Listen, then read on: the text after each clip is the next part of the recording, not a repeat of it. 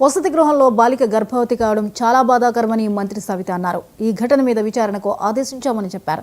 పరిశ్రమల ఉపాధి కల్పన కార్యక్రమంలో ఆమె మాట్లాడారు. వసతి గృహాల్లో తగు జాగ్రత్తలు తీసుకుంటామని చెప్పారు. బీసీ సంక్షేమ శాఖ అధికారి మీద వచ్చిన ఆరోపణలపై నివేదిక వచ్చిందని, త్వరలో చర్యలు తీసుకుంటామని మంత్రి వెల్లడించారు. గతంలో మనం పెన్షన్ల పండుగ చేసాం, తల్లికి వందనం పండుగ చేసాం, అనేక సంక్షేమ పథకాలు అభివృద్ధి ధ్యేయంగా మనం సక్సెస్ఫుల్గా పనిచేసాం.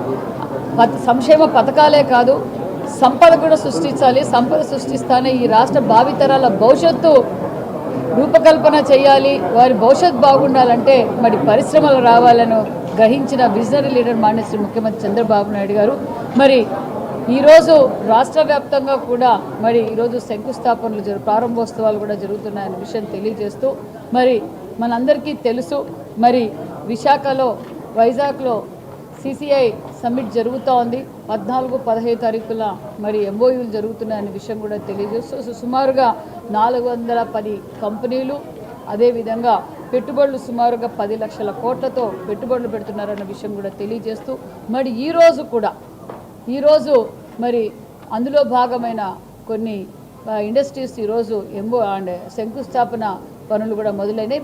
మన ఈరోజు రాష్ట్ర వ్యాప్తంగా సుమారుగా 77 ఇండస్ట్రీసు, అదేవిధంగా సుమారుగా 39,450 కోట్ల రూపాయలతో పెట్టుబడులు పెడుతున్నారు ఇండస్ట్రీసు. వారు ఈరోజు ముఖ్యమంత్రి చంద్రబాబు నాయుడు గారి చేతుల మీదుగా